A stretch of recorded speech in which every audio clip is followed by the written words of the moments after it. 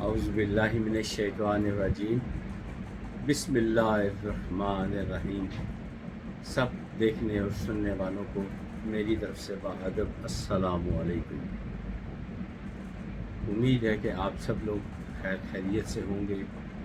اللہ تعالیٰ آپ سب کو سلامت رکھے، ایمان کے ساتھ سلامت رکھے، دنیا میں بھی خوش رکھے، آخرت میں بھی خوش رکھے۔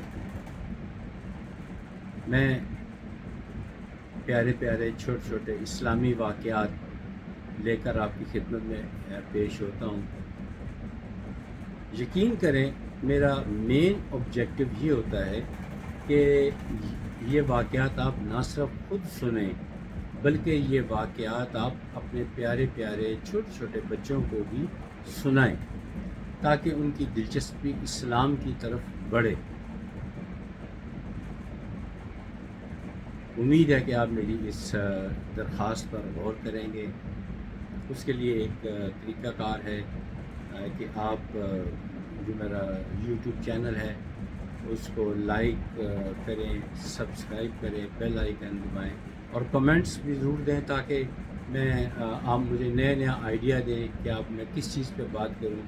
آج تک تو میں کچھ میں اپنی مرضی کرتا ہوں، کچھ آپ لوگوں نے آئیڈیا دیا ہوتا ہے میرے پرسنل موبائل نمبر پہ۔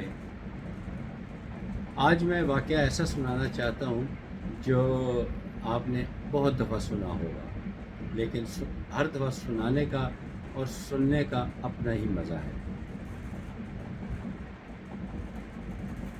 یہ ملعون فرعون نے ایک خواب ایسا دیکھا جو اسے خطرناک محسوس ہوا، تو اس کے دربار میں کافی نجومی اور اس طرح کے لوگ موجود ہوتے تھے۔ جب انہوں نے خواب کو سنا تو کہا کہ اے فرعون، تمہاری سلطنت میں ایک ایسا بچہ پیدا ہونے والا ہے جو تیری سلطنت کو تباہ و برباد کر دے گا، ختم کر کے رکھ دے گا اور تمہیں نشان عبرت بنا دے گا۔ فرعون ایک سمجھدار انسان تھا، بجائے اس کے کہ وہ بتانے والوں کا سر قلم کرتا، اس نے فیصلہ کیا کہ جو بچے پیدا ہوئے ہیں انہیں فوراً قتل کر دیا جائے اور جو پیدا ہونے والا ہیں ان کو ضائع کر دیا جائے۔ تاریخ بتاتی ہے کہ 70,000 نوزائیدہ شیرخوار بچوں کو قتل کیا گیا اور 90,000 جو پیدا ہونے والے بچے تھے ان کے وہ بچے ضائع کر دیے گئے۔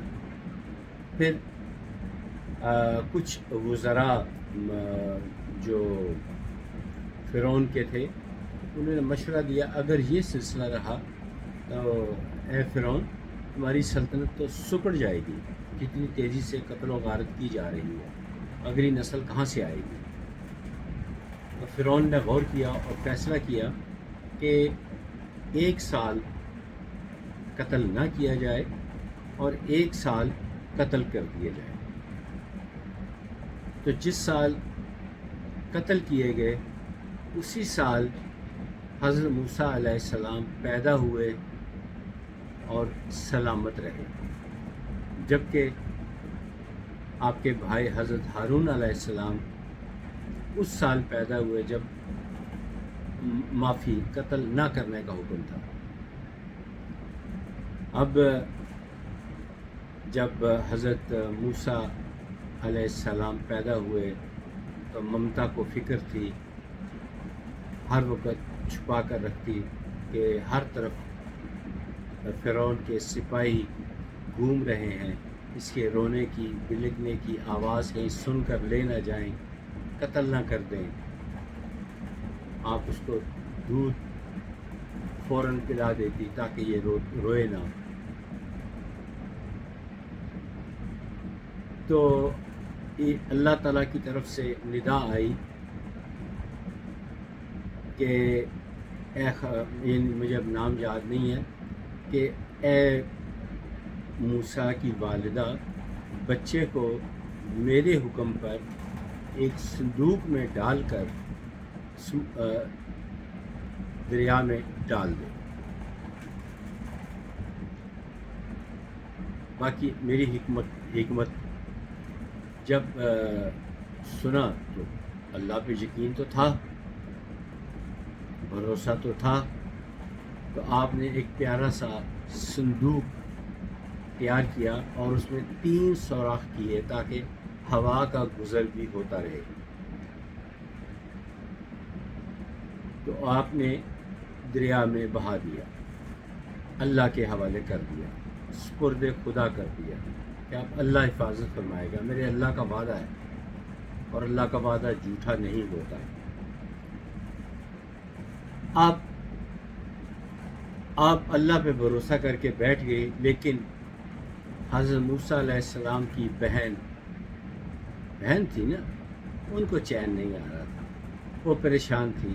میرا چند دنوں کا بھائی دریا میں بہہ رہا ہے، کبھی وہ نیچے تہہ میں چلا جاتا، کبھی اوپر آ جاتا، تو وہ دریا کے کنارے کنارے چلتی جا رہی تھی اور تڑپ رہی تھی کہ میرا بھائی بچے گا کہ نہیں بچے گا، بچے گا نہیں بچے گا۔ اسی پریشانی میں تھی کہ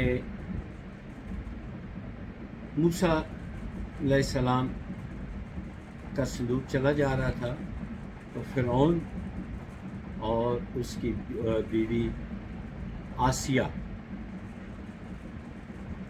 وہ ان کی اولاد نہیں تھی، تو وہ موسم کا لطف اٹھانے کے لیے دریا کے کنارے اپنے جو بھی ان کا تخت وغیرہ تھا اس پہ بیٹھے ہوئے تھے، تو انہوں نے اس صندوق کو دیکھا اور اس پہ پھر غوطہ خوروں کو حکم دیا کہ اس کو اٹھا کے لاؤ، شاید اس میں کوئی خزانہ ہو، دیکھتے رہیں، دل بہلائیں گے کیا چیز ہے۔ غوطہ خور گئے اور بڑے پیار سے اس صندوق پر اٹھا لائے اور اٹھا کر فرعون اور آسیہ ان کے سامنے رکھ دیا۔ جب اس میں سے کھولا تو ایک مسکراتا ہوا پیارا چاند چہرے والا ایک بچہ کھیل رہا تھا، بلکہ مسکرا رہا تھا۔ تو حضرت آسیہ جو مومنہ تھی، انہوں نے کہا یہ تو مجھے بہت پیارا لگا، میں تو اس کو اپنے سینے سے لگا کے رکھوں گی، اس کو میں اپنا بیٹا بنا کر رکھوں گی۔ تو فرعون آسیہ سے محبت کرتا تھا، اس نے بھی کہا ٹھیک ہے۔ اب معاملہ یہ پیش آیا کہ بچے کو جب بھوک لگتی ہے تو بھوک لگنے سے پہلے ہاتھوں کو ایسے ڈالتا ہے، تو بچے نے یعنی موسیٰ علیہ السلام نے اپنے ہاتھوں کو منہ کی طرف کیا تو سب کو احساس ہو گیا کہ بچے کو بھوک لگی ہوئی ہے۔ تو مختلف دائیوں کو بلایا گیا کہ دودھ پلایا جائے، لیکن آپ نے کسی کا بھی دودھ پینے سے انکار کر دیا۔ لیکن آپ کی بہن جو پریشانی کے عالم میں دریا کے کنارے چلتی چلتی سب کچھ دیکھ رہی تھی، وہ محل تک آ پہنچ، جہاں وہ لوگ بیٹھے ہوئے تھے وہاں پہنچ گئی اور کہا کہ میں ایک ایسی عورت کو جانتی ہوں جس کا دودھ ہر بچہ پیتا ہے۔ تو فرعون نے کہا سوچتی کیا ہو، جلدی لے کر آؤ۔ پھر حضرت موسیٰ علیہ السلام کو ان کی والدہ ماجدہ نے دودھ پلایا، آپ نے رغبت کے ساتھ دودھ پیا۔ فرعون خوش ہوا اور کہا کہ تمہاری رہائش نزدیک کر دیتے ہیں تاکہ تم جب بھی اس کو بھوک لگے آ کے دودھ پلا دیا کرو۔ اس طرح حضرت موسیٰ علیہ السلام نے فرعون کے گھر ہی سن بلوغت تک پہنچے اور پھر اس کی تخت کو، جس کا لفظ خاص بولا جاتا ہے کہ تخت تاراج، تو یعنی اس تخت کو گرا دیا، نام و نشان مٹا دیا۔ آج فرعون کی لاش نشان عبرت بنی ہوئی ہے، لوگ دیکھتے ہیں اور اپنے گناہوں کی معافی مانگتے ہیں۔ اللہ تعالیٰ سے دعا ہے کہ وہ ہمیں ایمان کی موت نصیب فرمائے۔ اللہ تعالیٰ ہم سے راضی رہے۔ اللہ تعالیٰ ہم سے کوئی ایسا گناہ نہ کروائے کہ جس کی بخشش نہ ہو۔ دنیا میں بھی اللہ تعالیٰ ہم سے راضی رہے، آخرت میں بھی اللہ تعالیٰ ہم سے راضی رہے۔ جس مٹی میں ہمیں دفن کیا جائے، جس قبر میں ڈالا جائے، وہ مٹی بھی ہم سے خوش رہے، قبر ہمارے لیے راحت کا سبب بنے، اور روز قیامت بھی اللہ تعالیٰ ہم سے، یا اللہ ہم سے نرمی برتنا،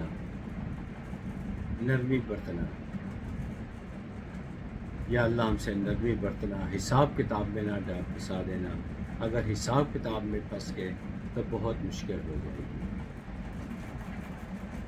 اگلی ویڈیو تک اجازت دیجیے، پھر آپ سے ملاقات ہوگی۔ خدا حافظ، السلام علیکم۔